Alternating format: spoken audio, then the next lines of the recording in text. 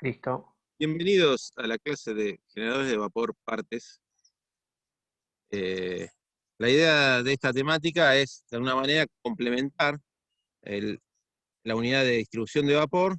Lo que faltaba en ese tipo de instalaciones era la generación del servicio, ¿sí? Así que con esta presentación vamos a cerrar la temática de instalaciones de vapor para procesos y vamos a empezar a dar también el pie para la segunda parte de la asignatura, que es generación térmica. ¿Sí? Ahora me permite el cursor pasar página. Lo que tengo que hacer es que me dé bolilla la computadora. Voy a poner primero el puntero. Tengo el láser.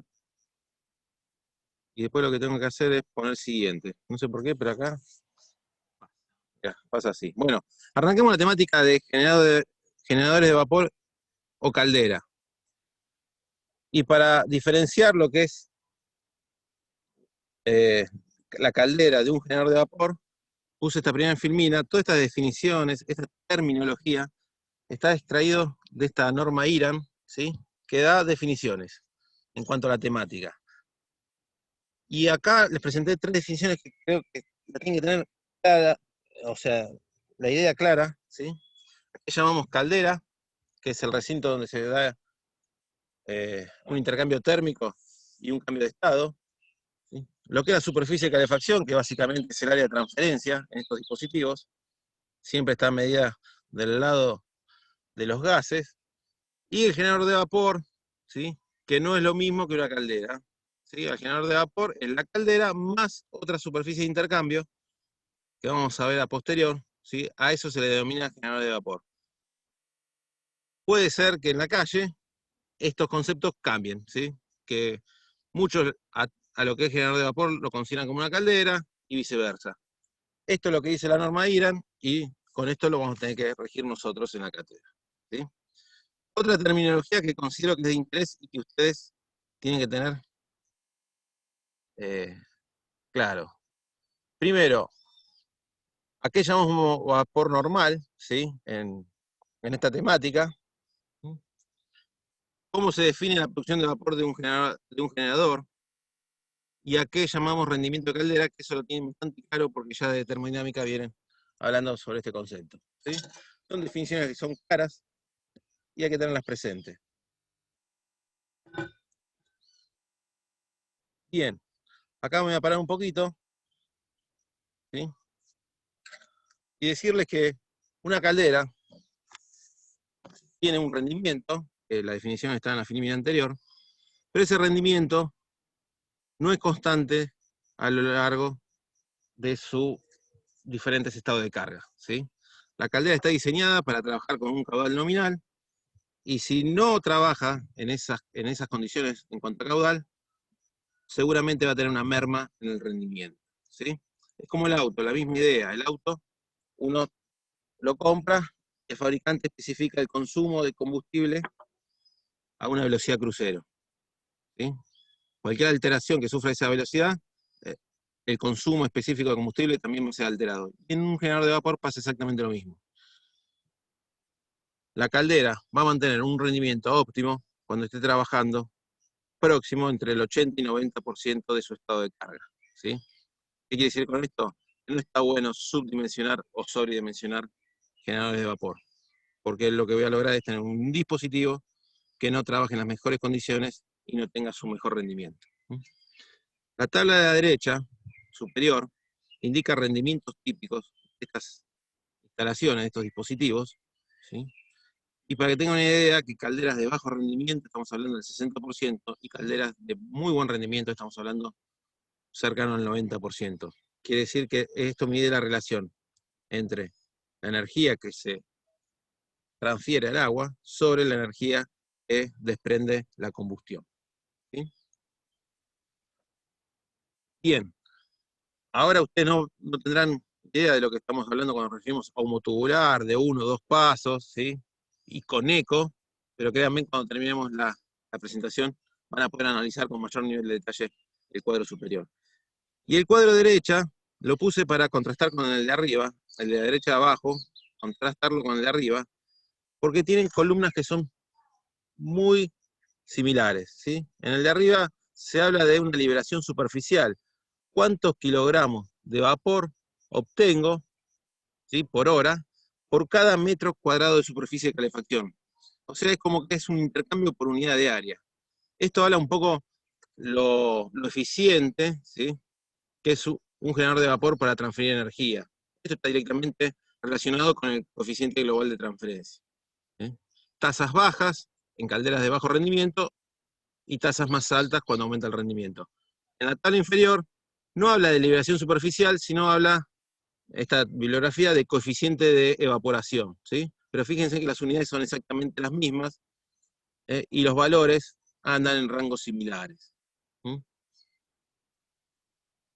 Bien, y también le puse las tablas para que ustedes vean cuáles son los parámetros que siempre están manejando en este tema, que son presiones de generación, caudal de generación, ¿sí? Estos son los parámetros principales para especificar una caldera, la presión que genera y el caudal de vapor que generan, y como dato anecdótico o secundario, viene la superficie de calefacción, en metros cuadrados, que no es más ni menos que el área de transferencia térmica.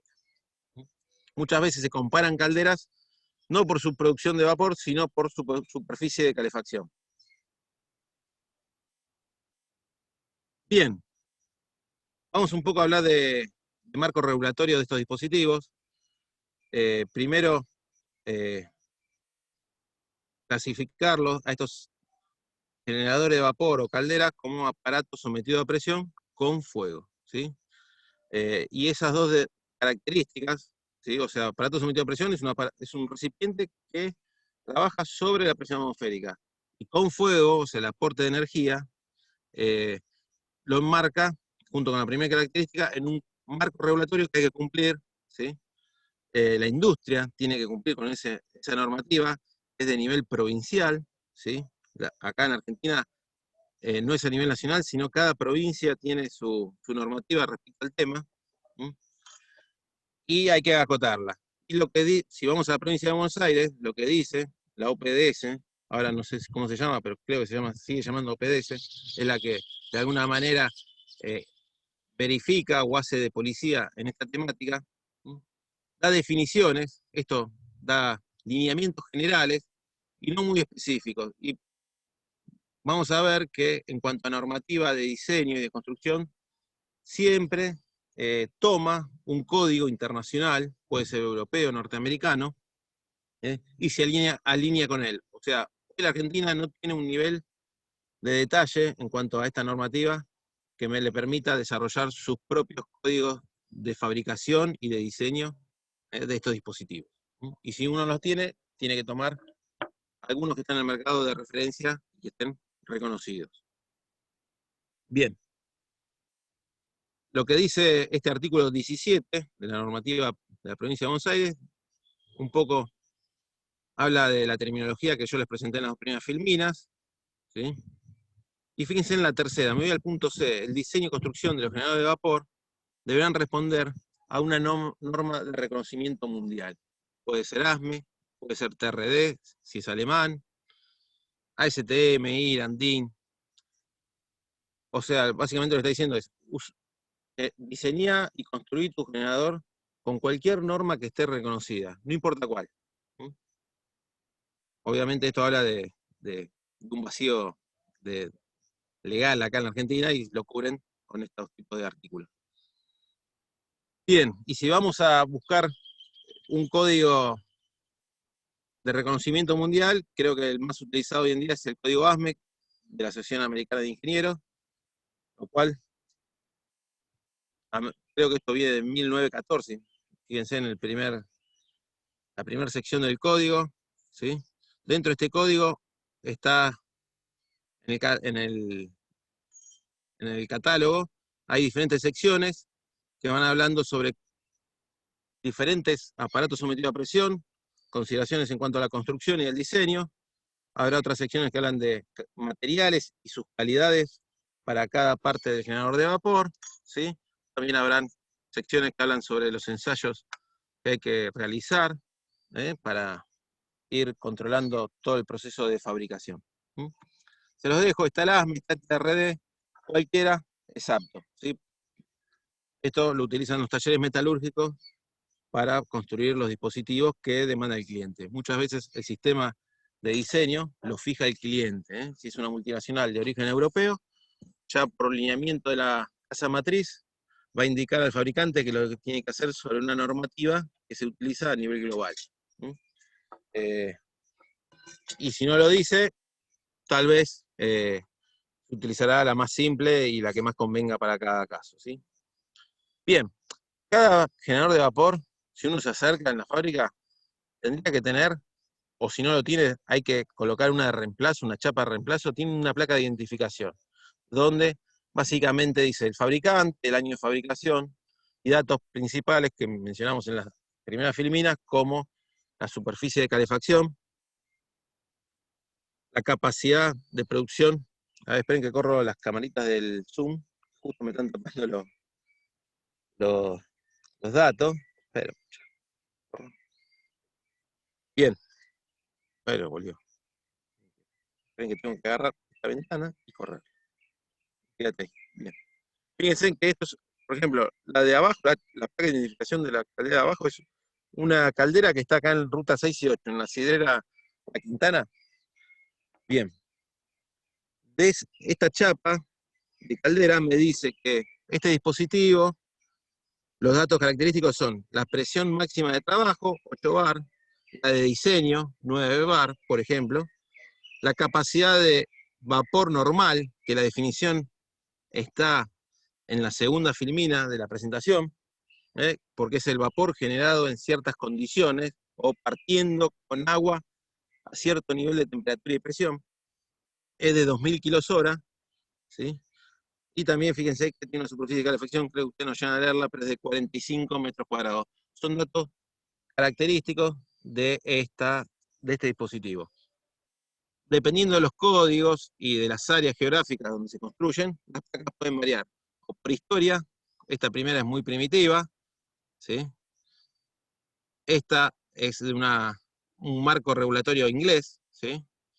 Pero básicamente las variables que se tratan de imprimir en esta placa patente, como la patente en auto, son los datos principales del generador. Después cada generador de vapor tiene de alguna manera un data sheet, tiene una base de datos donde se van registrando todos los mantenimientos que se les hizo, con qué materiales fue elaborado cada parte de la caldera, con mayor nivel de detalle, porque recuerden que atrás de todo esto, como hay energía térmica y hay presión, y hay energía mecánica almacenada, frente a una despresurización o alguna falla en un recipiente de esto, donde puede haber un daño hacia las personas o hacia la instalación, hay un marco regulatorio de seguros, ¿sí? De juicios, y uno tiene que estar cubierto para esas situaciones.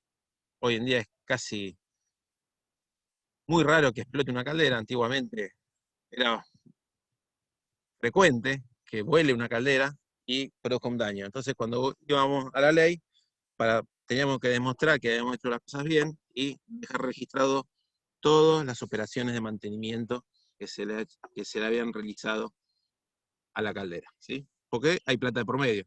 Hay quien gana y quien pierde el juicio. A veces depende de eso. Bien, vamos a la primera clasificación grosera de generador de vapor, ¿sí? Están el reino de las humotubulares o pirotubulares, son sinónimos para esta temática, ¿sí? Donde los gases de combustión viajan por dentro de los tubos de la superficie de intercambio. Y están las aquatubulares, donde los gases de combustión viajan por la parte de afuera de los tubos y por el interior de los tubos lo hace el agua que se va a vaporizar, ¿sí? O sea, yo invirtiendo los recorridos de los fluidos, puedo tener una caldera pirotubular u aquatubular. A lo largo de la presentación vamos a hablar de las dos, ¿sí? Yo trataré de detallar en cada filmina, en cada temática, decir cómo se lleva ese aspecto tanto en una caldera pirotubular como en una aquatubular. Lo haré de la mejor manera posible. Si me olvido, ustedes me pedirán la aclaración pertinente, ¿sí? Bien. Y si no nos quedamos solamente con piro y humo tubular, abrimos un poco más esa clasificación, nos encontramos con este cuadro típico de cualquier bibliografía que esté dando vuelta por internet, ¿sí? O por una biblioteca, y nosotros vamos a entrar en algunos equipos en particular, porque creemos que son los más relevantes en cada segmento de esta tabla, y queremos que ustedes lo tengan claro porque lo pueden llegar a ver con mucha frecuencia. La que más se ve, la que queremos que sepan sí o sí, es la caldera humotubular de hogar interno. ¿Sí? Es el que el 90% de la industria utiliza. También queremos que vean las calderas acutubulares autosoportadas. El producto que entrega con respecto a la primera, a la humotubular, es exactamente el mismo. Es vapor saturado, ¿sí? Pero ahora se invierten las corrientes del fluido. ¿Sí? Esta también queremos que la tengan sabida, ¿sí? Que tengan bien claro y cuáles son las diferencias con las primeras, porque son estas dos, la azul y la amarilla, con estas dos suman el 100%, no, el 99% de las calderas que ustedes van a ver en industria alimenticia. ¿Sí? La tercera que quiero que tengan bien claro es la caldera acutubular de circulación natural, colgada y radiante. ¿Sí? Esta es la caldera típica que se utiliza para generación de energía eléctrica. Cualquier central de potencia, y lo que viene en la segunda parte de la asignatura, va a utilizar este tipo de intercambiador de calor. Y la última, que le voy a transmitir acá, es la caldera acutubular de paso forzado. Años anteriores la detallamos de mejor manera porque era la que utilizábamos en la planta piloto para hacer el trabajo práctico. ¿Sí? Es una caldera acutubular particular, que vamos a ver a posterior. Es mucho más simple, obviamente si es más simple tiene menor eficiencia. Pero voy a apuntar al resto de la presentación a tratar de explicar estos 4 tipos de intercambiadores de calor. Van a tener cosas en común y cosas particulares. Bien, arranquemos con las acutubulares. La acutubular, como dije, el agua por el interior de los tubos, el calor por el exterior de los tubos. Fíjense en las capacidades en cuanto a la presión y caudal, son las calderas que más caudal generan. Estamos hablando de 1 millón de kilos hora, si estamos hablando de una central de potencia importante, un ciclo de vapor para generación eléctrica. Estamos hablando creo que de 600 megawatts, sí, creo que anda en ese orden. ¿No? Es una central costanera, tiene una caldera de este tipo, de este caudal, y fíjense en las presiones que trabajan, 220 bar, presiones muy altas que solo necesitan una turbina de vapor para la generación de energía eléctrica. ¿Sí? O sea, estas calderas de alta presión y de alto caudal se utilizan para generación eléctrica.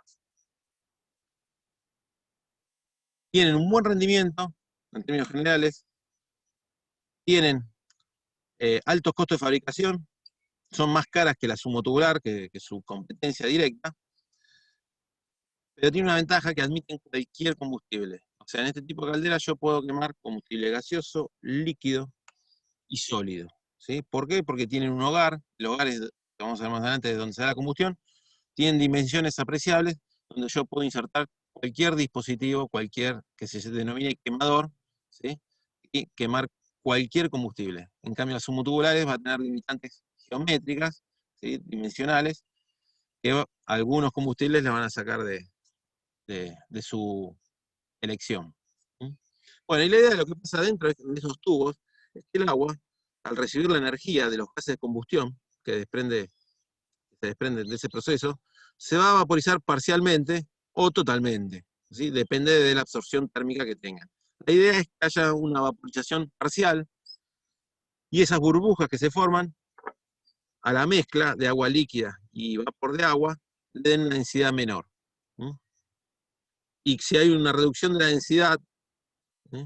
Empieza a aparecer una fuerza impulsora, ¿sí? Una diferencia de presión por columna de líquido, que hace que ese fluido se movilice por convección natural. ¿Sí? Y toda esa mezcla de burbuja y líquido, llevarlo a una cámara de separación, que lo vamos a denominar domo, donde pueda retirar el vapor que genere y el líquido, separarlo y volverlo a inyectar nuevamente al sistema de transferencia de calor. Y acá está un poco más como el conjunto, ¿sí? Esto sería una caldera cotubular muy elemental de un solo tubo de transferencia, ¿sí? Y van a ver que hay tubos que no están, tubos descendentes, que no están expuestos a los gases de combustión, donde no hay vaporización, y otros parte de tubos, acá hay uno solo, pero también que hay cientos de tubos en una caldera acuatubular, estén expuestos a los gases de combustión a alta temperatura y se produzca la vaporización parcial. Y como esta columna tiene mayor peso que la columna de la derecha, va a haber una fuerza impulsora que haga circular el agua por los tubos, ¿sí? Y esa fuerza impulsora yo no la puedo garantizar, ¿sí? Porque muchas veces si la presión es alta, estas burbujas son muy pequeñas y no me dan una diferencia de densidad apreciable, una densidad GH interesante. Lo que puedo hacer es instalar una bomba, ¿sí? Que me dé ese delta P necesario para asegurarme que el agua, de alguna manera, viaje por los tubos hervidores, ¿sí? Los tubos esos que reciben la energía de la combustión, y producir el movimiento del fluido. ¿Sí? Tiene sus ventajas y desventajas la instalación de una bomba. Mayor costo operativo, ¿sí? Pero me aumenta el U de transferencia, el cociente global de transferencia, y logro lograr más kilos de vapor en el mismo metro cuadrado de superficie de calefacción. O sea, lo que estoy afectando también es el coeficiente de vaporización. Las calderas de las centrales térmicas, por lo general, son de circulación natural, no tienen bombas para entregar energía al fluido, solamente lo hacen incorporando longitudes de cañería interesantes. Estamos hablando de tubos de 40 metros de altura, 30 metros de altura, y en calderas más compactas sí puedo encontrar bombas centrífugas que movilicen agua casi, fíjense toda la problemática acá de cavitación, porque esto está a temperatura de saturación, ¿sí? Movilizar un fluido a la temperatura de saturación tiene su complejidad, ¿sí? Pero bueno, logran mejorar la performance del intercambio térmico gracias a que consumen algo de energía para movilizar la bomba. ¿Sí? Bien, acá abajo están enumerados las variables que están en juego para garantizar ese caudal, ¿sí? Recuerden que acá el agua quiere absorber energía, pero de alguna manera está actuando también de refrigerante para los tubos servidores. Entonces, acá no está la posibilidad de que un tubo se quede sin circulación de agua, porque el aumento de temperatura excesivo en la superficie metálica llevaría a una degradación prematura de los materiales, y esa caldera no llegaría a cumplir su vida útil y el tubo a lo largo se pincharía. También estas calderas, como trabajan a mayor presión que las humotubulares y a mayor temperatura, porque los caños, la superficie de intercambio trabaja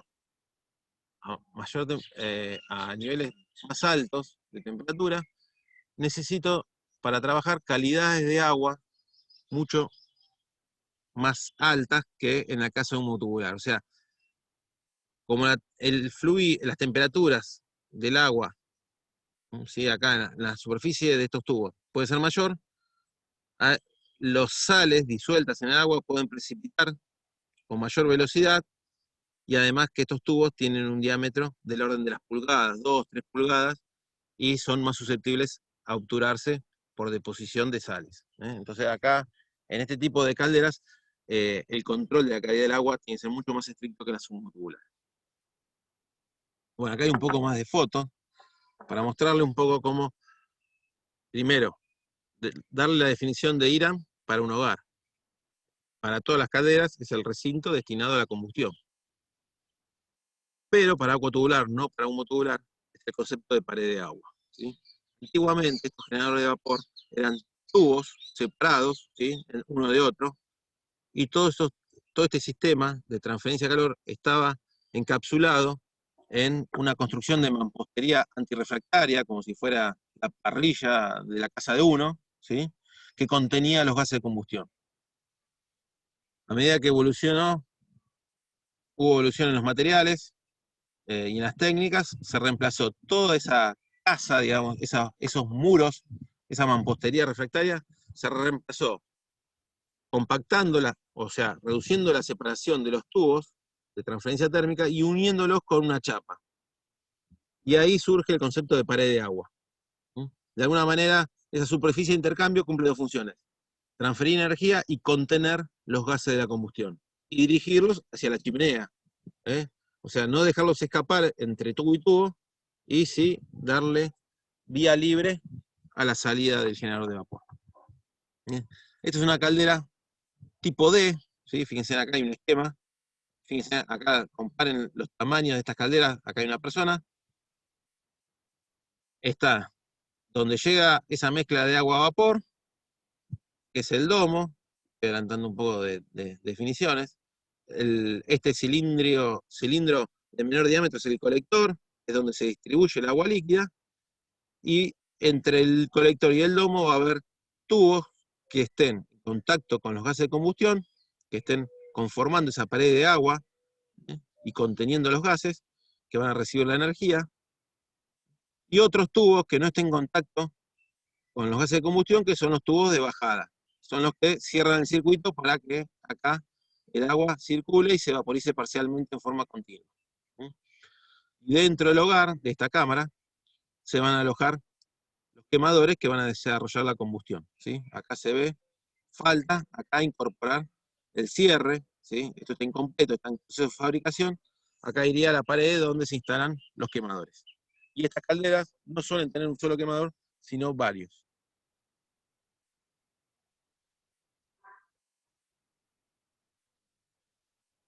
Como adelantamos, el lomo donde llegan todos los tubos servidores, ¿sí? Y se produce la separación del vapor saturado y del líquido saturado que no se pudo convertir en vapor, es el domo, ¿sí?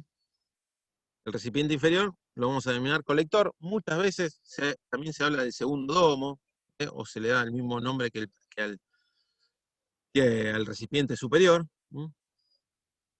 Como nosotros tomamos una bibliografía que es de Fernando Díez, de un autor español que habla mucho sobre el generador de vapor, seguimos y decimos domo y colector, y también nos alineamos con IRAM. La función del domo es separar el vapor del agua, ¿sí? Y también dar lugar a instalar equipos que me permitan purificar el vapor, ¿sí? Purificar el vapor se llama obtener vapor seco, ¿sí? De título 1, y no contaminado con agua líquida por arrastre, ¿sí? Entonces, en su interior va a haber sistemas de separación por fuerza centrífuga, o sea, como ciclones, donde se va por fuerza centrífuga se va a separar el agua, que va a caer nuevamente a la parte baja del cilindro, y el vapor más seco va a salir por la parte superior, son separadores primarios, y después va a haber separadores secundarios que básicamente son como mallas, ¿sí? de metálicas, como si fueran una esponja acerada, donde por choque, básicamente, el agua que resta se va a ir separando del vapor para extraer en la parte superior del domo el vapor lo más seco posible, ¿sí? También acá se va a incorporar el agua de reposición, porque si por acá está saliendo vapor, ¿sí? Este nivel de agua líquida va a ir descendiendo y alguien tiene que reponer el agua faltante, se lo hace acá en el domo, y también acá se van a adicionar todos los componentes químicos que demande la caldera para mantener la calidad del agua en los rangos establecidos por el fabricante. Estamos hablando de reguladores de pH, secuestradores de oxígeno, eh, antiincrustantes, eso es lo que determine el fabricante de la caldera y haya que adicionar para su operación normal, bueno, también se lo hace en el lomo de la caldera. Hay fotos que vean, ¿sí? Vamos a empezar a ver acá. Esto es la vista, la foto sacada de un domo de una caldera humotubular, donde se ven la llegada de los tubos servidores, ¿sí? Se ve acá la cañería que incorpora el agua fresca, el agua de alimentación, y acá arriba se ven esos separadores. Son filtros tipo los SPAR que uno tiene en la cocina de la casa. Bueno, esos filtros donde el vapor son filtros secundarios, donde el vapor se seca, el agua que se colecta se baja por estos tubos, para que no esté en contacto nuevamente con vapor y se pueda subir nuevamente a la corriente que egresa del generador, ¿sí? Acá creo que se ven también, en la foto a la derecha se ven los separadores secundarios, ¿sí? Esta foto la puse para que vean un poco cómo se marca el nivel de operación normal del agua, ¿sí? El agua en este domo tiene un nivel, ¿sí?, de operación normal que es fácil de determinar por el nivel de incrustaciones que se ve en la pared, ¿sí? Y de acá hacia arriba es la cámara del vapor. Bien. La foto de abajo a la izquierda es una foto del colector, ese domo inferior, ¿sí?, que no aloja dispositivos para incorporar aditivos ni para agregar agua nueva, sino solamente distribuye el agua que baja por los tubos que no están expuestos al fuego, y de acá salen cientos de tubos hervidores, ¿sí?, que sí van a estar en contacto con los gases de combustión y van a producir el vapor. Acá a la derecha la puse solamente para que vean estos equipos ciclónicos, estos separadores primarios, ¿sí?, la forma que tienen. ¿Sí? Acá la idea es que el vapor gire en su interior, el vapor salga por la parte superior y el líquido descienda y escurra hacia el nivel de agua líquida. Fíjense acá cómo se nota ese nivel de operación normal de la caldera, ¿sí?, se hace evidente por las incrustaciones, ¿sí? Y lo que van a ver que todos estos son tubos servidores, ¿sí?, porque todo se colecta y se lo hace pasar por los ciclones, y los tubos que están a la derecha son los tubos de bajada. Bien. Hasta acá, lo que hemos descrito lo tienen la totalidad de las calderas acotubulares, ¿sí?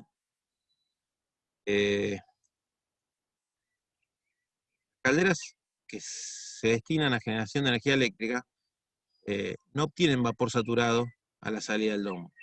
Lo que necesitan para el funcionamiento de la turbina es vapor sobrecalentado, ya que la turbina no resiste la presencia de una cantidad importante de agua líquida, ¿sí? Entonces, para evitar que haya daños en la turbina, al vapor se lo sobrecalienta, ¿sí?, el vapor que se extrae del domo se lo sobrecalienta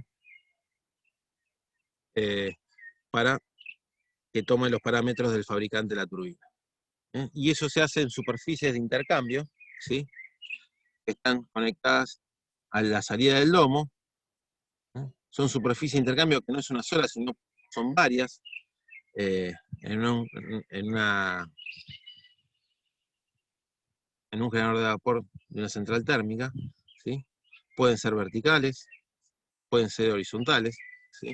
Pero la idea es que de tener varias superficies de intercambio ubicadas en diferentes partes de mi generador de vapor, más o menos lejos del fuego, ¿sí?, la idea es que me dé una temperatura final de sobrecalentamiento, ¿sí?, casi independiente del estado de carga que tenga mi caldera, ¿sí? O sea, la idea es que a distintos estados de carga, ¿sí?, los aportes térmicos, ¿sí?, en cada superficie varíen, ¿sí?, en este caso en forma inversa, ¿sí?, pero en conjunto la sumatoria de esos aportes térmicos, ¿sí?, destinados a sobrecalentar el vapor sea casi constante, ¿sí? Y más allá del estado de carga que tenga la instalación o la potencia que esté desarrollando la turbina y el caudal de vapor que consuma, ¿sí?, los parámetros en cuanto a temperatura de sobrecalentamiento sea casi constante. Bien, implementando el funcionamiento de las instalaciones anteriores, está lo que nosotros vamos a ver en la bibliografía como atemperamiento del vapor, ¿sí? Con la superficie de intercambio que vemos en los sobrecalentadores, ¿sí?, yo logro un intercambio térmico, pero no puedo lograr el ajuste fino o lograr con mucha precisión la temperatura deseada del vapor sobrecalentado, ¿sí? Como no, generalmente instalo mayor área de transferencia en los sobrecalentadores para asegurar cierto nivel de sobrecalentamiento, ¿sí?, pero tengo como inconveniente que la temperatura de los materiales, ¿sí?, van en contra de la vida útil de la caldera, ¿sí? Generalmente hoy en día estamos hablando de la tecnología en materiales, estamos hablando de entre 540 y 600 grados centígrados, ¿sí? Fíjense que el sobrecalentador es la serpentina de intercambio térmico que demanda más calidad de materiales de todo el generador de vapor, porque es la parte sistema más caliente que tiene la caldera, ¿sí? Para que esto llegue a buen puerto y tener un ajuste más fino aún de la temperatura de sobrecalentamiento, se complementa incorporando en la corriente de vapor que se está sobrecalentando una cierta cantidad de vapor saturado o agua pulverizada, ¿sí? Y modulando el caudal de esta corriente de antemperación, yo puedo controlar en forma precisa todo el tiempo la temperatura que tiene el vapor en el ingreso de la turbina, ¿sí? Y de alguna manera me aseguro con estos sistemas que ninguna parte del sobrecalentador esté a temperaturas mayores que las admisibles por el material con que está construido el sobrecalentador. Bien, a la derecha tenemos un esquema, cómo va intercalado esta instalación en un generador de vapor para central de potencia, ¿sí? No para vapor saturado. Y vean cómo empieza a aparecer el domo, ya ustedes lo reconocen acá, ¿sí? Donde se extrae el vapor saturado, calidad saturado, y se sobrecalienta en un sobrecalentador primario, y como dije que no era uno solo el sobrecalentador, sino hay varias superficies de intercambio en el dispositivo, ¿sí? Lo puedo llevar a una segunda superficie de intercambio, ¿sí? Esto generalmente es el sobrecalentador secundario, o radiante, y este es el convectivo, y entre ambas superficies de intercambio se instalan estos sistemas de temperación de agua, ¿sí? Para regular la temperatura que tiene el vapor a la salida del último sobrecalentador, ¿sí? O sea, los sobrecalentadores trabajando en conjunto con estos sistemas de temperación logran que la temperatura a la salida de mi generador de vapor sea constante, ¿sí? Básicamente esa es la función. En el apunte teórico que va a estar asociado a este tema, van a encontrar otras técnicas, ¿sí? De atemperación o de regulación de la temperatura de sobrecalentamiento. Queda excluido de la temática, ¿sí? Pero se la dejamos para que vean que no es la única forma que tiene una instalación para regular la temperatura del vapor. La más usada, complementando al sobrecalentador y al temperador, es la de recirculación de gases de combustión, ¿sí? Y eso lo hemos evidenciado en las visitas que tenemos planificadas para otras asignaturas, ¿sí? Entonces, no crean que, o sea, para sacarle de la idea que un generador de vapor tiene un solo tipo de dispositivo para regular la temperatura del vapor. No es así, ¿eh? Según el fabricante y cada diseño es particular, ¿sí? Pueden poner más de 2, ¿sí? O 3 técnicas distintas que actúen en diferentes etapas o estado de carga de la instalación y trabajando en conjunto logren la mejor combinación para que el vapor salga con la temperatura óptima, ¿sí? E ingrese a la turbina como requiere el sistema. Bien. Cuando hablamos de sobrecalentador y sistema de temperación, estamos hablando de calderas exclusivas para generación térmica, ¿sí? Otra superficie de intercambio, que recuerden que además del sobrecalentador, el economizador, ¿sí? Es la diferencia que hay entre una caldera y un generador de vapor, ¿sí? Bueno, esta superficie de intercambio se observa en la totalidad de los generadores de vapor, ¿sí? No es exclusiva para la generación térmica, ¿sí? Se puede extender su aplicación, su utilización, a todos los generadores de vapor, acuatubulares e incluso a humotubulares. Y el economizador es básicamente un precalentador de agua, de alimentación, ¿sí? Que obtiene su energía desde los mismos gases de combustión que están escapando del generador, ¿sí? Entonces, para reducir la temperatura de los gases chimenea, se intercala en la salida de los gases una superficie de intercambio, aire-agua, y se logra aumentar unos 100 grados aproximadamente, en el mejor de los casos, la temperatura del agua que va a ingresar al domo, ¿sí? ¿Cuál es la ventaja principal? Y es un aumento de eficiencia, ¿sí? ¿Y de cuánto estamos hablando? Aproximadamente un 5%, si es que el agua de alimentación a la caldera sufre un salto de 110 grados centígrados, ¿sí? Obviamente esto varía, de generador a vapor a otro, pero es para tener un número que es bastante interesante, ¿sí? Que una caldera pase del 85% de rendimiento al 90%. Bueno, básicamente intercalando la superficie de transferencia lo puedo lograr, ¿sí? Y creo que en la mayoría de las instalaciones importantes de industria alimenticia, que tienen una buena generación de vapor, van a haber estos sistemas de economizadores, ¿sí?, instalados para reducir el consumo de combustible. 5% es razonable. Y se aplica a cualquier generador, ¿sí? Otra superficie de intercambio que es también la que, sumado a la caldera, al sobrecalentador y al economizador, ¿sí?, definen al generador de vapor, ¿sí?, son los precalentadores de aire. Acá sí puedo decir que esto casi también es exclusivo de la industria de la generación térmica.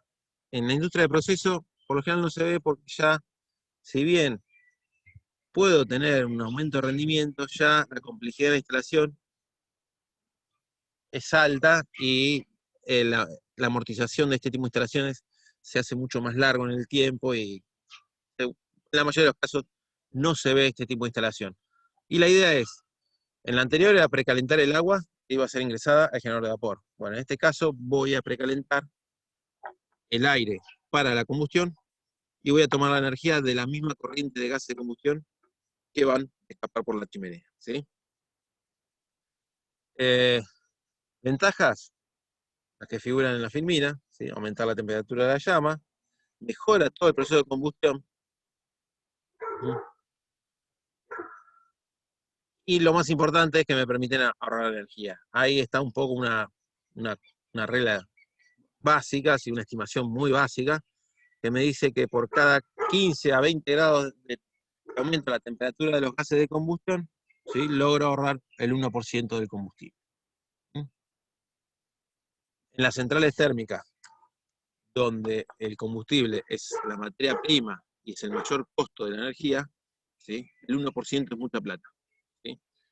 En una industria alimenticia, que se genera menor cantidad de vapor, ¿sí?, y capaz que la incidencia del costo del producto del vapor es muy bajo, así estos porcentajes se hacen irrelevantes y no amerita tener un precalentor de aire para generadores de vapor de menor tamaño.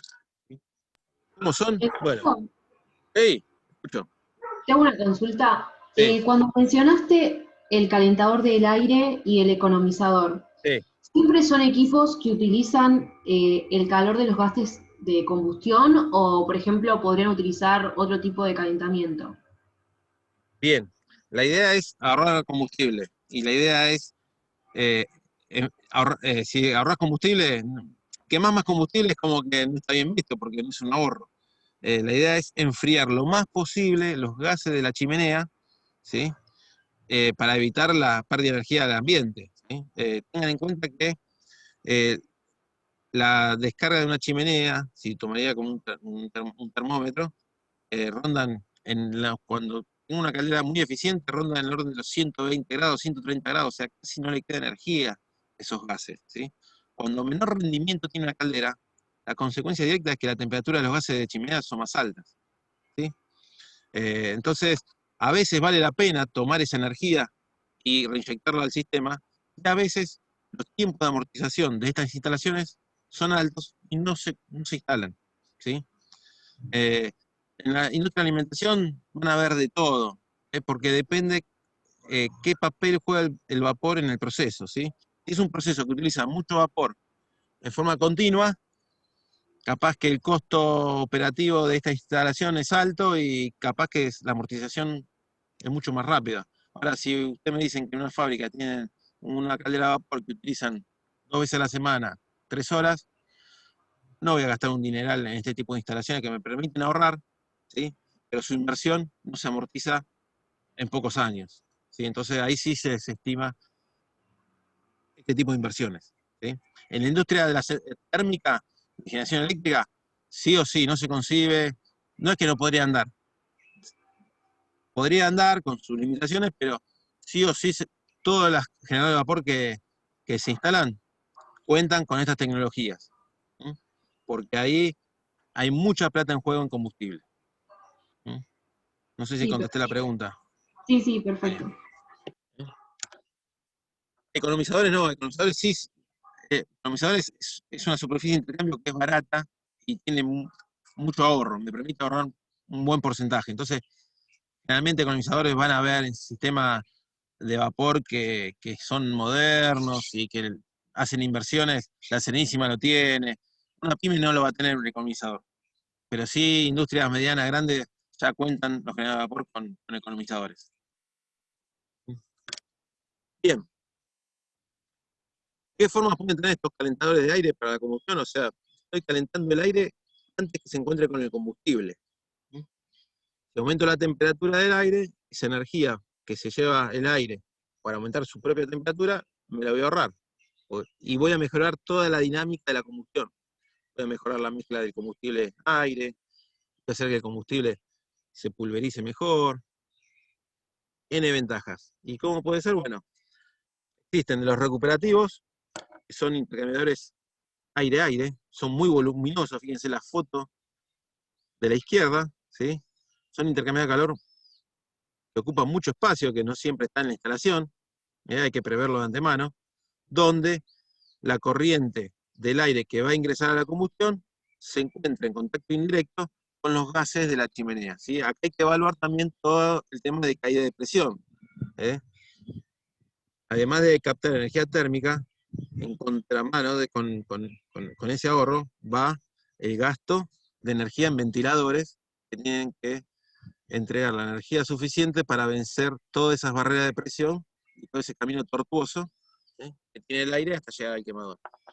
Y también tiene ese mismo aire al escaparse por la chimenea, porque acá en estas instalaciones el aire pasa dos veces, ¿eh? La primera vez para enfriarse y en el segundo capítulo para entregar su energía. Entonces, también hay que poner a balanza eso. ¿Cuánto voy a tener de ahorro y cuánto aumento costo operativo me va a traer la implementación de este tipo de instalación? Yo de estos tipos de calentadores no hemos visto acá en Argentina. Lo que sí hemos visto es el segundo tipo, que se llaman precalentadores de aire regenerativos, ¿sí? Básicamente, ¿eh?, acá sí hay piezas móviles, ¿sí? Es una calecita, un carrusel, donde los pasajeros son canastos con chapas metálicas, ¿sí?, que al calentarse absorben energía. Entonces, esta calecita que está girando a muy bajas revoluciones por minuto, ¿sí?, lo que hace es, está intercalado en el sistema de gases, tanto de los gases que van hacia el quemador y de los que vienen del quemador hacia la chimenea. Entonces se van a encontrar en un hemisferio de esta calecita, va a haber gases que estén calentando el material metálico. Y debido al movimiento, ese material a alta temperatura va a pasar al otro hemisferio de la calecita y se va a encontrar con el aire que quiero precalentar para la combustión. Obviamente, estos canastos metálicos se van a ir enfriando y entregando su energía. Este proceso se hace en forma continua y está todo el tiempo, 180 grados, calentando el material, ¿sí?, absorbiendo energía, y el resto de la vuelta, el complemento de la vuelta, está enfriándose y entregando la energía al aire para la combustión. Cuando estoy trabajando con combustibles sucios, ¿sí?, como el fuel oil, estos sistemas van a tener que tener un sistema de limpieza, ¿sí?, con vapor o con agua a alta presión, porque todas esas partículas sólidas que desprende el combustible van a ir produciendo una resistencia de ensuciamiento, si quieren llamarle, a la transferencia térmica. Y como estos sistemas trabajan de forma permanente, pueden trabajar 24 horas al día, 365 días, bueno, tengo que tener un sistema que se limpie en operación. Bien. Y acá un poco un esquema básico, ¿sí?, de cómo toda la superficie de intercambio que venimos mencionando hasta el momento, ¿sí?, están vinculados. Es un esquema bastante limitado, ¿no? Pero después a continuación viene uno más con mayor nivel de detalle, pero ya no hay tanta superficie de intercambio como está en este. Acá se va a ver el circuito de agua en un generador de este tipo y también el circuito de gases de combustión. Vamos a recorrer primero el circuito de gases de combustión. Tengo el hogar, ¿sí? Esto es una caldera acuotubular, donde tengo el domo superior y el colector inferior. Tengo tubos que están en contacto con la cámara de combustión, con el hogar. Hay otros tubos que no van a estar en contacto, porque no quiero vaporizar, porque son los tubos de bajada, donde el agua que está subiendo por unos tubos, de alguna manera se cierra el circuito y aportan al colector el agua para cerrar el circuito. Bueno, tengo la combustión que aporta la energía, ¿sí? Ese hogar, si uno separaría dentro del hogar, van a ver que tienen tubos servidores donde se da la vaporización, que es la caldera en sí, ¿sí? Pero también van a ver superficie de intercambio, como sobrecalentadores, más de uno, ¿sí? Fíjense que acá el vapor saturado que sale del domo, ¿sí? Sale, como ya no hay agua líquida, se comienza a sobrecalentar, o sea, mantiene la presión pero no la temperatura. Pasa por uno, por dos sobrecalentadores y se va hacia la turbina. Si esta caldera trabaja para vapor saturado, la historia termina acá, en el domo. Yo de acá extraigo vapor saturado y lo llevo al colector que vimos nosotros. Ahí viene toda la instalación de distribución de vapor que vimos hace un mes casi ya. Pero si yo quiero que este generador de vapor trabaje en una central térmica para generar energía eléctrica, bueno, este vapor se va a inyectar a la turbina, ¿sí? Los gases de combustión que van a ceder energía a toda esa superficie de intercambio, ¿sí? Se van a ir enfriando y se van a ir encontrando con otra superficie de intercambio que en su interior van a tener diferentes fluidos. La verde, que muestra este esquema, es el economizador. Fíjense cómo acá empiezo a tratar de captar la mayor cantidad posible de energía de los gases de combustión antes de eliminarlo a la atmósfera. Entonces, la superficie verde es el economizador que va a precalentar el agua antes de que ese agua llegue al domo, ¿sí? Los gases se enfrían, se van a encontrar con el precalentador de aire, ¿sí? Acá la idea que está puesto cómo están, en qué orden están instaladas las superficies, ¿sí? Desde el hogar hasta la chimenea, ¿sí? Primero está el economizador, está el precalentador de aire, que necesita niveles de temperatura menores que el economizador para su funcionamiento, que va a precalentar el aire para la combustión, ¿sí? Y esto es raro, la verdad que este esquema no lo puede sacar, puede haber precalentadores de combustible. Por lo general, el combustible líquido, que yo lo necesito precalentar para reducir su viscosidad y poder pulverizarlo de mejor manera, lograr tamaños de gotas menores, generalmente se precalienta en un intercambiador casco y tubo con parte del vapor que se extrae del domo, ¿sí? Por lo general que se ve en centrales térmicas es sacrificar un poco del vapor que se genera en el domo y en un casco y tubo precalentar el combustible si es líquido. Si es gaseoso, no tiene que tener ningún tipo de acondicionamiento. Y ahí, los gases de combustión, estamos hablando del orden, si tengo toda esta superficie de intercambio, estoy logrando acá temperaturas próximas a los 120 grados, ¿sí? Cuando el rendimiento del generador es alto, si no estamos hablando de hasta 300 y pico de grados, ¿sí? Y acá los gases se van a escapar hacia la atmósfera, hacia la chimenea. Bien, quiero mostrarle un esquema un poco más focalizado no en la parte de gases de combustión, sino en el circuito de agua. Acá este recuadro verde es el generador de vapor, ¿sí? Donde si ustedes, los invito a posterior de esta presentación a volver a esta filmina y recorrerlo con mayor nivel de detalle. Yo acá solamente voy a mencionar. Piensen que el agua entra al generador de vapor por el economizador. Ese agua, acá tendríamos que estar cerca de la temperatura de saturación, esa es la idea, para que no haya inestabilidad en este domo, ¿sí? Entonces enfríe y se apague la tasa de vaporización. En este domo va a estar el agua circulando en los tubos servidores para generar vapor saturado. Ese vapor saturado se va a separar en la parte superior del domo, se va a extraer y se lo va a comenzar a sobrecalentar.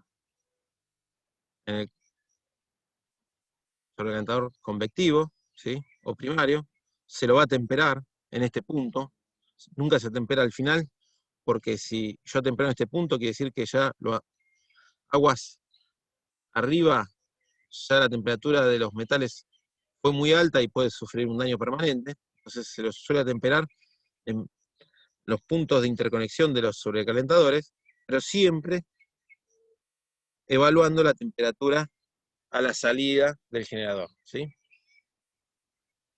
Ese vapor sobrecalentado se lleva a la turbina, en algunos casos vuelve, una vez que se expandió el vapor, a recalentarlo, a entregarle nuevamente energía, para expandirlo en una etapa de media y de baja presión, ¿sí?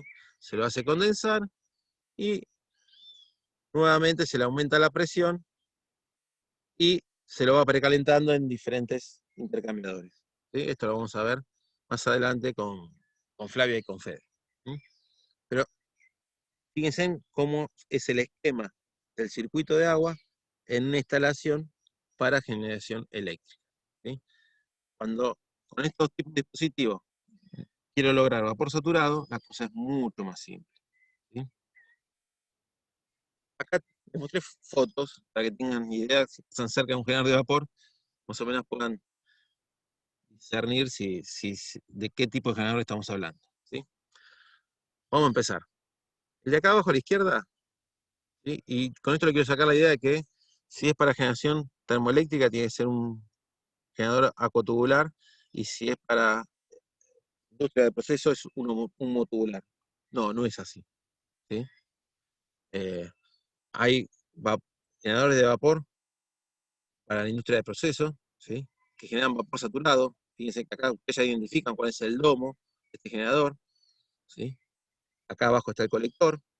Lo que están viendo acá es un revestimiento aislante, un aislante térmico que evita que la energía se escape, ¿sí? Y haya pérdidas a la sala de calderas. ¿Sí? Tengo el quemador, y esto es una caldera compacta para generar vapor de proceso. ¿Sí? En cualquier industria alimenticia puede encontrar una unidad de este tipo, y es D por la configuración de los tubos. ¿Sí? La foto a la derecha, ¿sí? Esto está sacado de un proveedor americano, que está en el país también. Es una caldera acuatubular para vapor de proceso. Estoy hablando que la calidad del vapor que extraigo de este generador es vapor saturado, es el que me interesa a mí en la industria alimenticia, porque a mí me interesa el calor de vaporización, no me interesa sobrecalentarlo. Y lo que tiene acá, que se ve como nuevo, es una superficie de intercambio en la chimenea de descarga de gases, ¿sí? Que es un economizador, ¿sí? O sea, se puede encontrar cualquier combinación de lo que venimos hablando, ¿sí? Y la de la derecha, fíjense ya la envergadura de esta instalación, ¿sí? Cuando estamos hablando de vapor sobrecalentado para generación eléctrica, ¿sí? La mayor inversión en el equipo más caro de todo el ciclo de potencia es el generador de vapor. Y básicamente por las dimensiones que tiene. Estamos hablando de equipos que tienen 40, 50 metros de altura, ¿sí? Son varios pisos, ¿sí? Y es una construcción bastante compleja, ¿sí? Entonces, le quería mostrar que el agua tubular puede estar jugando el papel o para vapor de proceso o para vapor sobrecalentado para la industria térmica, para la generación eléctrica. Pero para la generación eléctrica siempre se va a usar un acuatubular. Bien, en la generación eléctrica, por el nivel de presión, porque yo te había presentado un motubular, pero por el nivel de presión que maneja, en generación eléctrica es exclusivo el uso de generadores acuatubulares. Muy bien. El humo tubular no compite en generación eléctrica. Pero vapor de proceso para la industria alimenticia, ambas formas, ¿sí? Porque son tecnologías, ¿sí? Ambas disposiciones, agua o humo, son válidas y compiten. Es más, la Serenísima, creo que de los 5 generadores de vapor que tiene, 3 son humo tubulares y 2 son acuatubulares, y generan la misma calidad de vapor. Bien, Perfecto. acá le puse un poco de foto para que vean cómo es una caldera tubular para vapor de proceso en construcción, ¿sí? Fíjense que está formando el domo, el colector. Fíjense cómo se configuran, por eso son costosas estas calderas, porque cada tubo tiene su curvatura casi única, ¿sí? Acá se están curvando para dar lugar a la instalación del quemador, ¿sí? Acá va a estar la boca de fuego que va a invadir todo el hogar, ¿sí? Digamos que acá en la foto de abajo está una caldera similar a la de arriba, pero ya paquetizada y arriba de un tráiler para ser llevada al cliente. Lo único que se puede acá, digamos, observar es el domo superior y lo demás es todo revestimiento térmico para evitar el calentamiento exterior. A la derecha, la foto de arriba la subí, es una caldera argentina, es una marca Pindó creo que es una maderera que utiliza el acerrín como su mismo subproducto, lo utiliza para generar vapor, y como es un combustible sólido, ahí sí, esto está generando vapor saturado, pero como toda la instalación para la quema de un combustible sólido demanda mucho volumen, porque el acerrín no es fácil de manejarlo, bueno, acá se volcó a un acuotubular por el tipo de combustible, no porque el proceso demande en forma exclusiva un generador acuotubular, ¿sí? Y abajo les mostré una foto de, esto sí es un generador de vapor para una central térmica. Fíjense en las dimensiones de los tubos de transferencia térmica, cómo hace que este tipo de calderas tengan que ser montadas en el lugar, lo cual encarece mucho la instalación, ¿sí? En calderas pequeñas se arman en taller y se movilizan en equipos y se instalan. Las generadoras de vapor para la industria eléctrica, que son de gran porte, tienen que ser instaladas en el lugar. Y eso demanda mucho tiempo, mano de obra calificada en el lugar, ¿sí? Y todas las complejidades que trae consigo trabajar en una atmósfera que llueve, nieva, hace calor, hace frío, hay polvo. Fíjense ahí, la altura comparado con el personal de obra, ¿sí? La envergadura que puede tener una caldera para una central térmica, ¿sí? Dijimos que la altura de esos tubos generalmente está asociado a que son calderas de convección natural, ¿sí? Yo podría achicar la altura de esa caldera con la instalación de una bomba, pero iría en contra del rendimiento del sistema, porque estaría gastando energía para movilizar el fluido. Bien. Y para ir terminando un poco con este tipo de calderas acuotubulares, ¿sí? Los invito, bajo la modalidad presencial veíamos 2 videos, ¿sí? Les dejo acá los vínculos, en verdad son 3 videos, ¿sí? Me gustaría que lo vean, para que vean cómo trabaja una caldera, cómo son las corrientes del fluido en una caldera, una central térmica, es el video del medio, y el resto es para que vean un poco cómo se construye un equipo de este tipo en taller, cuáles son los pasos que se siguen. Obviamente está en inglés esos videos, pero bueno, para que tengan un poco más idea de cómo es la temática de la fabricación de estos dispositivos, que no es menor, ¿eh? Bien, y para un poco cerrar el tema de acuotubular, vean este gráfico de barras que está acá, ¿sí? Y compara los porcentajes de los aportes térmicos en las diferentes etapas, ¿sí? O en las diferentes superficies de calefacción, en calderas que tienen diferente destino. Por ejemplo, la caldera que ustedes van a tener en la industria alimenticia, que genera vapor saturado de baja presión, va a ser la primera barra, ¿sí? La mayor cantidad de calor se va a utilizar para cambiar de estado al agua líquida, para vaporizar, ¿sí? Ahora, cuando ya aumento la presión, porque voy a migrar de un vapor de calefacción a un vapor sobrecalentado para generación de energía eléctrica, ya los porcentajes de energía utilizados en cada etapa, en cada transformación, varían, ¿sí? Fíjense, si vamos a la otra punta del gráfico, en una turbina que tiene recalentamiento se utiliza casi la misma proporción para llevar el agua a líquido saturado, otro porcentaje para llevarla a vapor saturado, otra misma proporción para sobrecalentarlo, ¿sí? Y lo que resta para recalentarlo, ¿sí? Y poder sacar mayor cantidad de energía a esa masa de vapor, ¿sí? tómenlo esto como referencia, ¿sí? Pero ustedes van a tener o calderas que estén a la izquierda, ¿sí? Mayormente ustedes van a ver este tipo de calderas, donde la mayor cantidad de energía se utiliza para vaporizar, y a la derecha van a estar las calderas de alta presión para generación eléctrica, ¿sí? Donde se utilizan proporciones similares para las diferentes transformaciones que se le producen al agua en las diferentes superficies de intercambio. Bien, ¿alguna pregunta? A ver, déjenme, yo voy a dejar de compartir. Quiero saber en qué filmina voy. Discúlpenme. Voy a dejar de compartir. Vamos por la filmina 27. ¿Sí? ¿Alguna pregunta hasta acá? Quisiera escuchar alguna pregunta de ustedes, de parte de ustedes.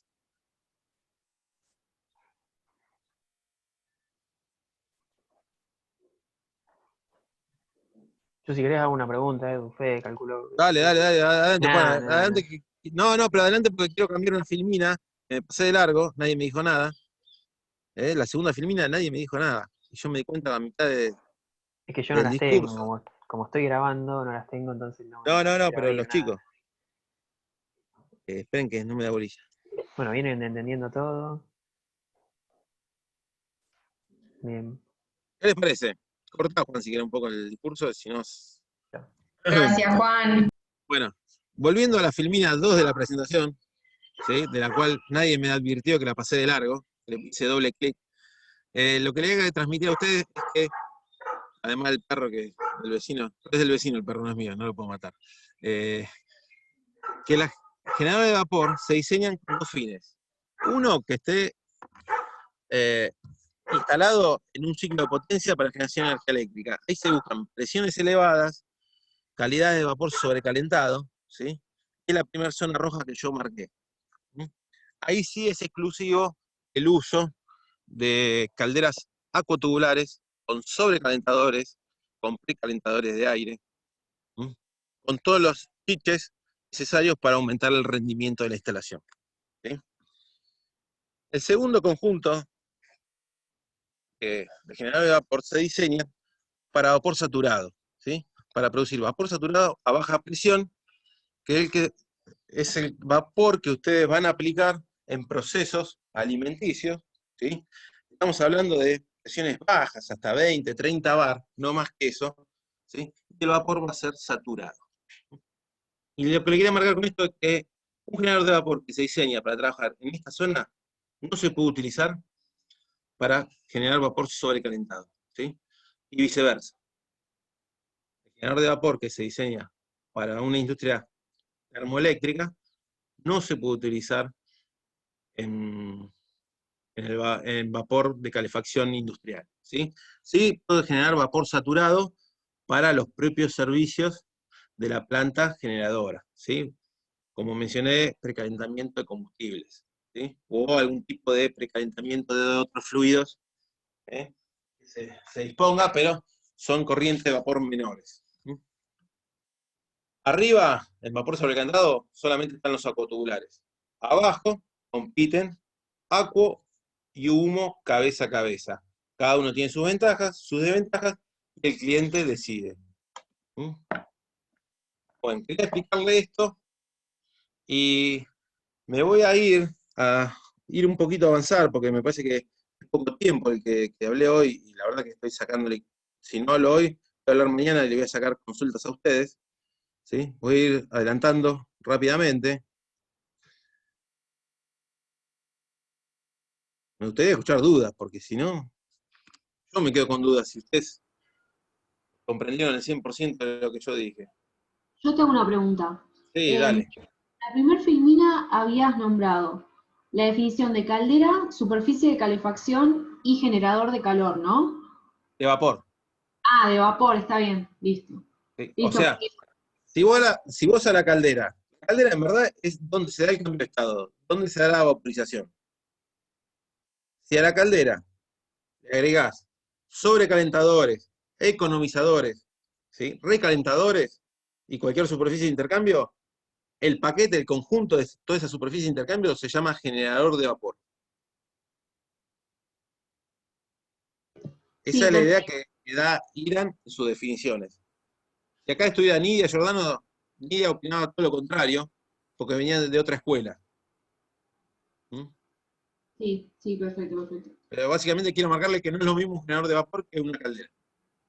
Perfecto, sí, porque te estoy escuchando que hablas mucho de generador de vapor y no de caldera, sino que estás hablando del conjunto. Exactamente. En generación termoeléctrica vamos a hablar de un generador de vapor. ¿Sí? Ahora, en la industria de vapor de proceso, y casi hablamos de caldera porque no hay otra superficie de intercambio asociada. ¿Sí? Ya los recalentadores no están los sobrecalentadores, los economizadores es muy raro que estén, en la mayoría de los casos no están. ¿Eh? Pero la idea es que sepan que no es lo mismo generador de vapor que caldera. Nada más que eso. Bien, vamos a seguir un poco las diapositivas, así nos queda un poco menos camino para mañana y un poco más de tiempo para consultas. ¿Mm? Una caldera, ¿se acuerdan cuando mencionamos la clasificación de calderas y dijimos que había una que se denominaba de paso forzado? ¿Bien? Bueno, se las presento. Es una caldera de vaporización instantánea. Hoy en día se sigue haciendo. Hay proveedores nacionales que la siguen haciendo y la misma caldera que se fabricaba, calculo que hace 30 años.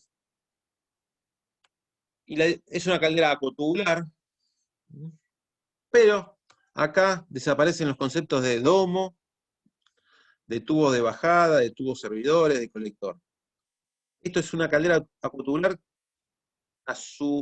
llevada a su nivel de simpleza mayor.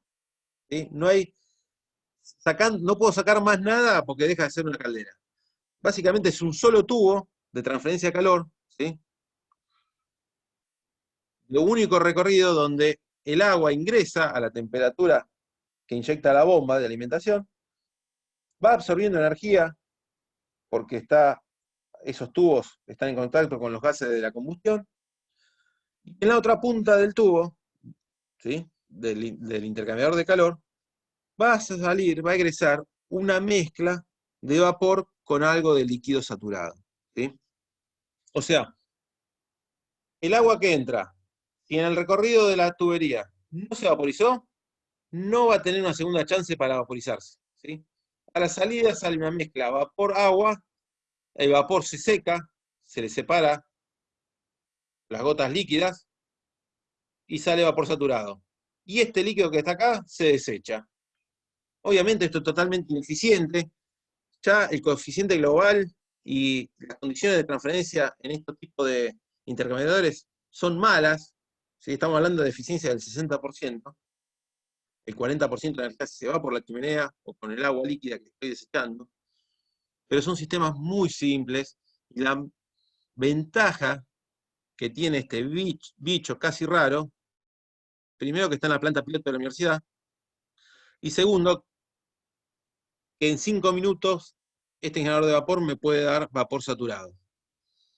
Mientras que en los otros tipos de generadores de vapor o calderas, los tiempos estamos hablando de 1 hora, 2 horas para obtener vapor en condiciones de inyectar a mi proceso.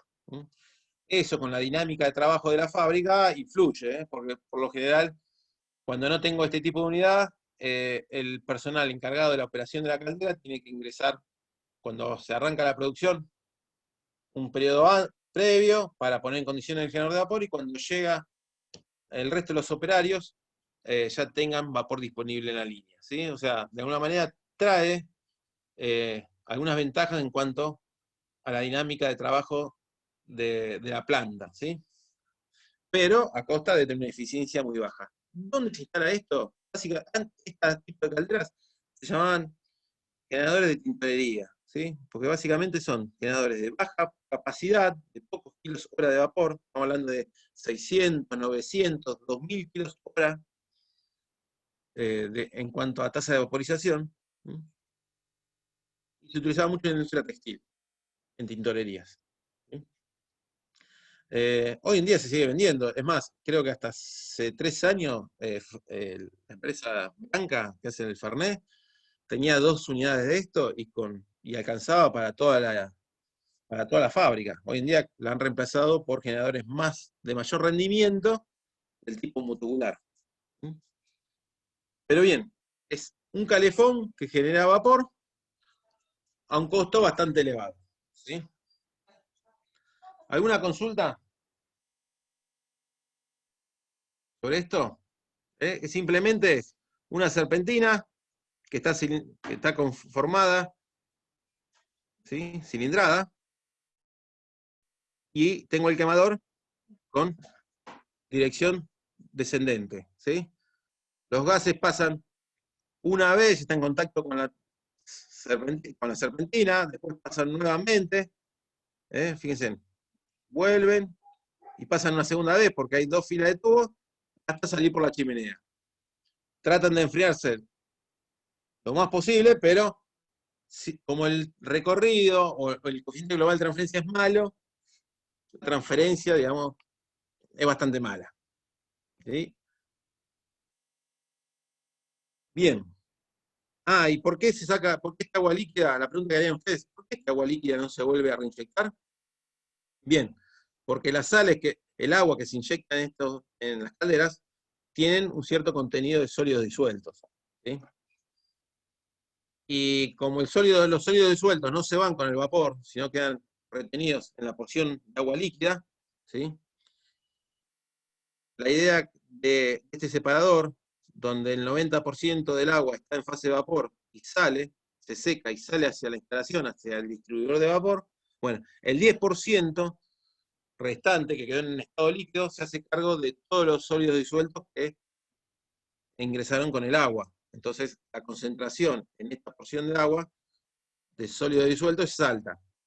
Y no es recomendable reinyectarla al sistema porque voy a tener un mecanismo una velocidad de incrustación elevada.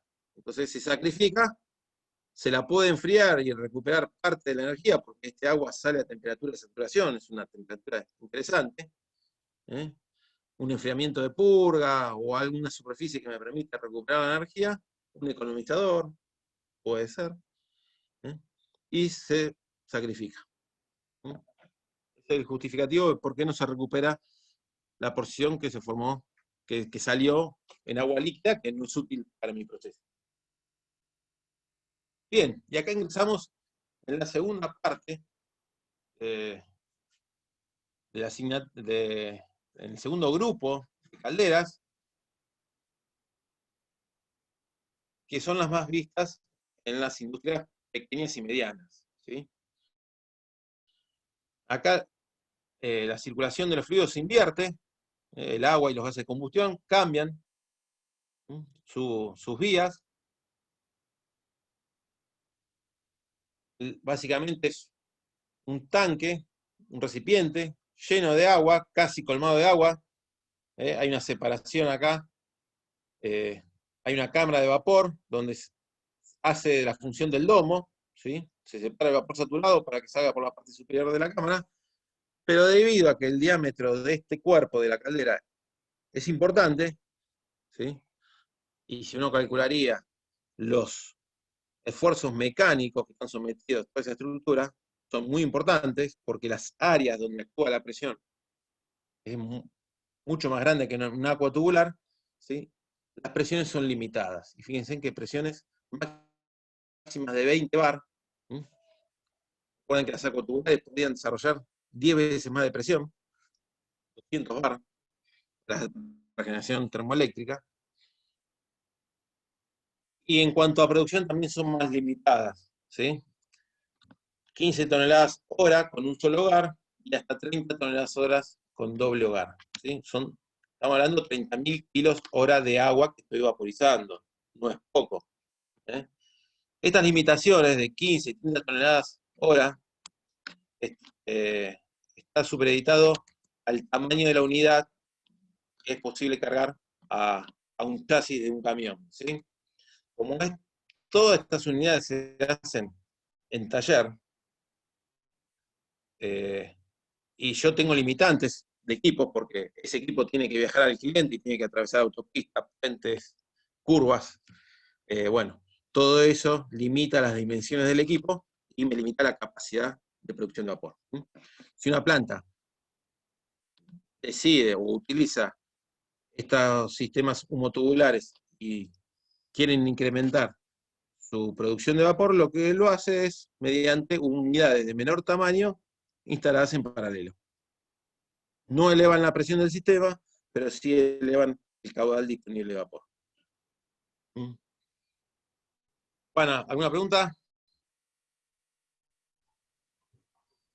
Nada, Edu, por acá. ¿Alguna duda?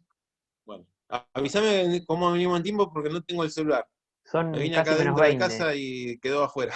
¿A qué hora querés que te avise? Bueno, ya cortamos porque ya 1 hora y media. 10 minutos más y cortamos. ¿Sí? Dale, yo te Bien. aviso. Gracias.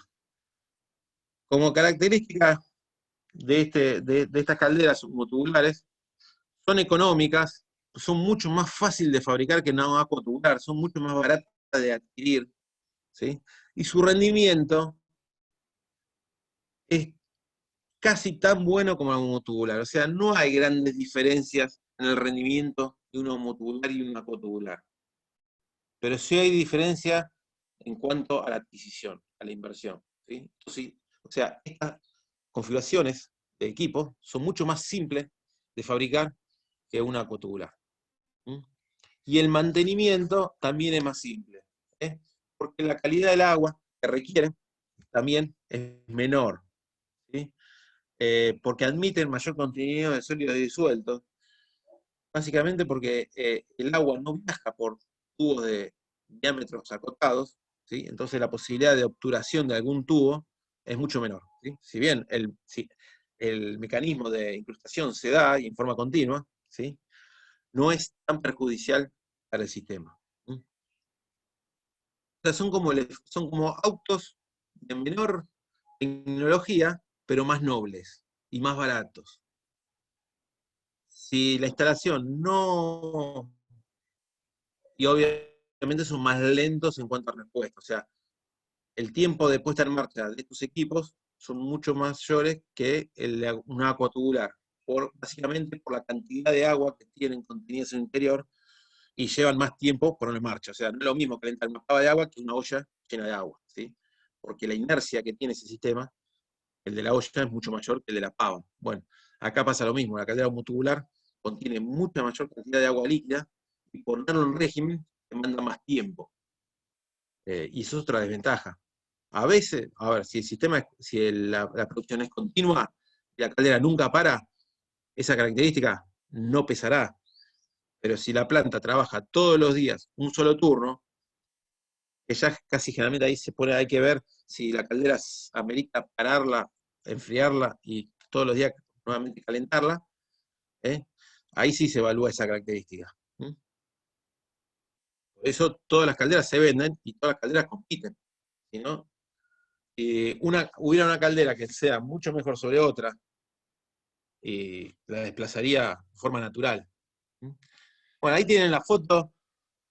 Ustedes si se acercan a una caldera humotubular, unas fotos que son similares, o sea, las geometrías están recontra estudiadas. ¿Sí? Acá no hay grandes avances tecnológicos porque son dispositivos bastante rústicos, bastante estudiados, porque vienen de 1900 construyéndose. Ya hoy en día no va a haber muchos cambios tecnológicos de estos equipos. Son casi todos iguales. Podrán estar pintados de diferente color, más bonito, menos bonito, pero todos los fabricantes de caldera homotubular hacen lo mismo.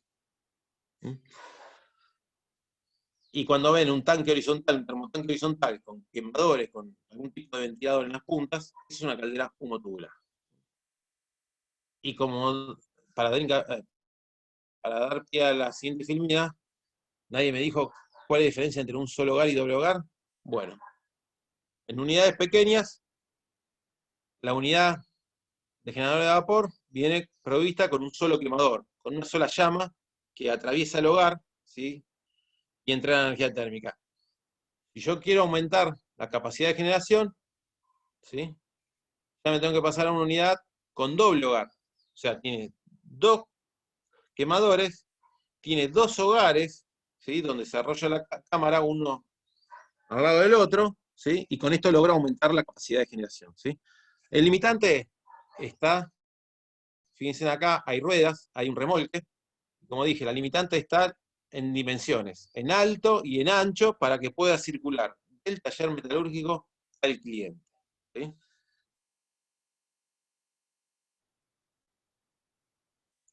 Bueno, creo que vamos a parar acá, porque acá de alguna manera tenemos que empezar a ver cuáles son las partes de una caldera. Voy a dejar de compartir, Juan, si querés cortar el video. Vale, Edu, seguimos la próxima clase entonces. Y los quería escuchar a ustedes.